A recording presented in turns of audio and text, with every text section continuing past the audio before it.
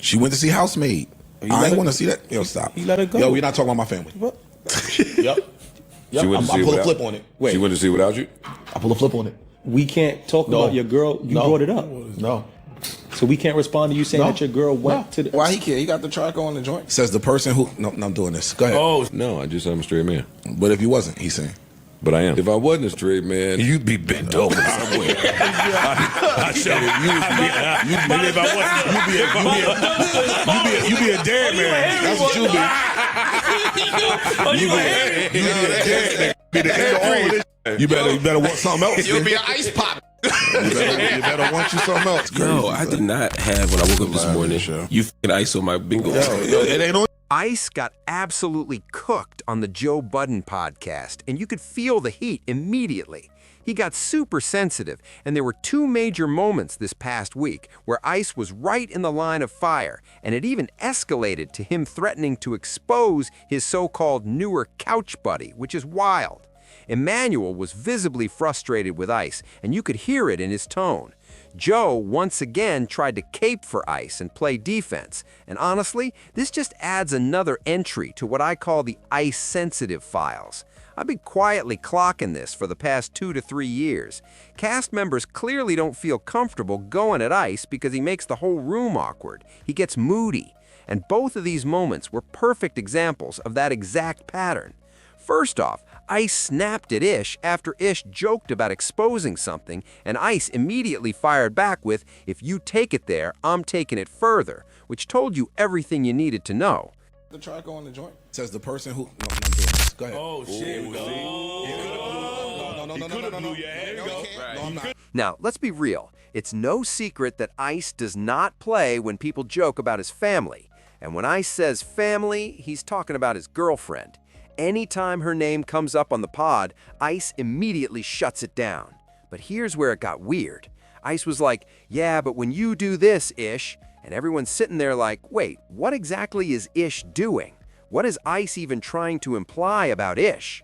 Somebody actually walked me through it and suggested Ice was hinting that Ish never brings his girl around, like he keeps her locked away, Rapunzel style, hidden in a tower, and that's supposedly the jab Ice was taking.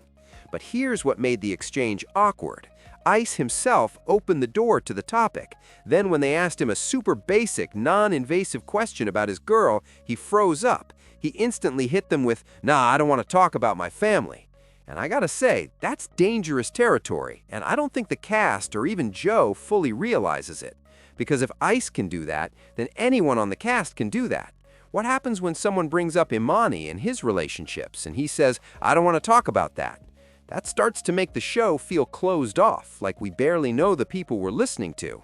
And honestly, one of the reasons the Joe Budden podcast works is because fans feel plugged in. They feel like they know the cast. That connection is the product.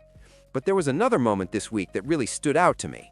Ice and Joe were going back and forth, joking around, but Ice was clearly hinting that Joe might be gay. And the reason Ice feels comfortable doing that is because Joe has leaned into that idea before.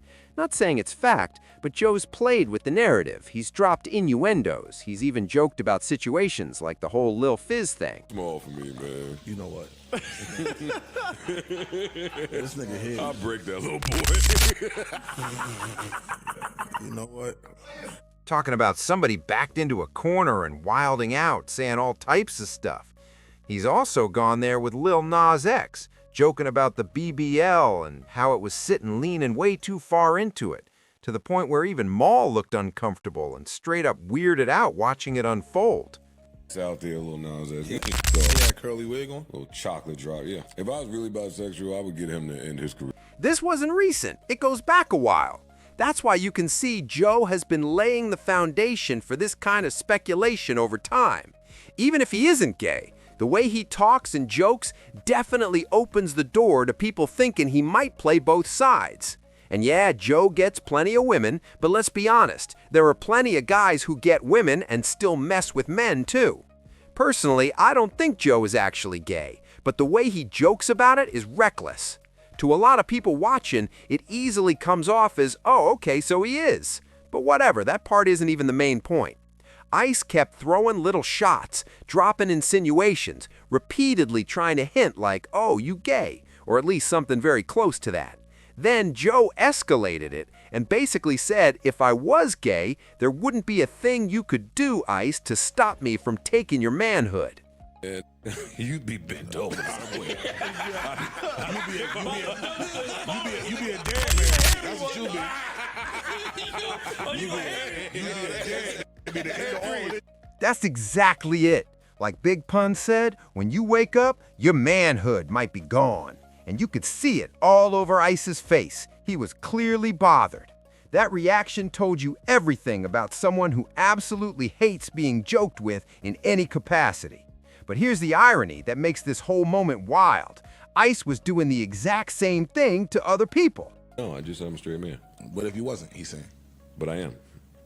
He said if you... He was the one who felt completely comfortable cracking jokes about Joe's sexuality. So when it swung back in his direction, he clearly wasn't ready for that energy. And swing back it did. That's when he got extremely sensitive. He even went as far as saying, "You better watch out, that'll be your last day breathing," even if he framed it as hypothetical. To me, that reaction shows this wasn't a joke to Ice at all. He does not like being the punchline, especially when the punchline is aimed at him. But let me know how you read those two exchanges. Now let's rewind to the first one. You could see Eamon's frustration, like, "All right, man, so we can't even joke anymore?" Then Ice tried to pour salt in the wound. He doubled down with, "No, no, no, you cannot talk about my family." Your girl, you brought it up. So we can't respond to you saying that your girl went. This right here is not a good look for the Joe Budden Network. And to push that point further, the episode with Mona that dropped yesterday or Saturday was actually solid compared to the two before it. But I don't really think Ice was the reason those earlier pods felt off. Honestly, I think that one was on Joe. For whatever reason, his energy just wasn't fully there before, but on this episode, it definitely was. And because of that, the jokes were flowing. The conversations felt fuller too, like the topics actually had room to breathe. You had Cam versus Jam on the table. Those are the kinds of subjects the cast clearly feels comfortable diving into. But let's see how this plays out. Do y'all think Esh is going to take it there as well? Because he already hinted at it, basically saying, in 2026, we're going there. Cracks on me. Everybody. Oh, we back So to nobody is above reproach. That's right. Not me. I don't crack on you. It's 26. Ain't nobody up here above. And we all know the only person who might rival Ice's level of sensitivity is Ish. Ish keeps this internal scorecard, mentally tracking how often the podcast talks about him. The truth is, the show talks about him so much because he's usually disengaged. The only way to wake up that narcissistic switch is to talk about him directly. That's literally the only way to get him to participate, and Joe Budden knows that. That's why you can almost see Joe's brain working in real time when Ice goes quiet. He's like, all right, time to poke him, time to talk about having more money, more women, more everything, because Joe knows that's the only way Ish comes alive. Any other time, if he's not poked or prodded, Ish would probably sit there silent for long stretches. But still, this is the start of 2026 after a very rough end to 2025. I've already said December and even part of January were weak stretches for the podcast. I think like a lot of workplaces in America, the holiday schedule played a role. Days off, vacations, people mentally checked out, and you could hear it in the pod. Folks sounded uninformed, folks didn't really know what to talk about. There were even moments where Joe openly called out Ice and Ish for not having topics. And honestly, that makes sense. People were with their families, doing their own thing. The podcast clearly wasn't the top priority, and that's a major disconnect on the show. Some people take it extremely seriously, and some people just don't. The ones who take it seriously are obviously Joe, and even behind-the-scenes people like Ian and Eamon to a certain extent. The ones who don't, Ish and Ice, and I'll throw Parks somewhere in the middle. But Ish and Ice, not so much.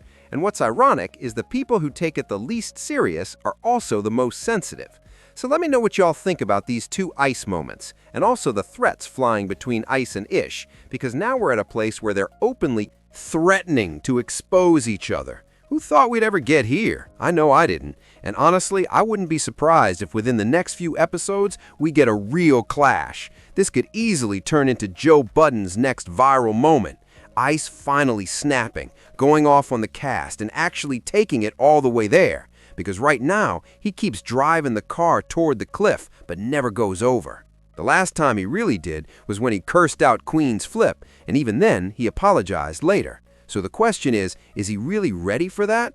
I don't think Ice likes being seen as the bad guy. He's uncomfortable in that role, which is why he keeps making threats instead of pushing the button fully. Alright y'all, that's my video for now. Make sure you follow me on Instagram, The Stop TV. Tap in with my Patreon. I've been active on Spaces. I just did one with Ian Schwartzman and Mark Lamont Hill. Before that, I did another one with Mark Lamont Hill as well. I've got more content coming from those conversations. I'll be dropping parts of them on YouTube, not the full Spaces, but the key conversations. The full Spaces will still be there for full context.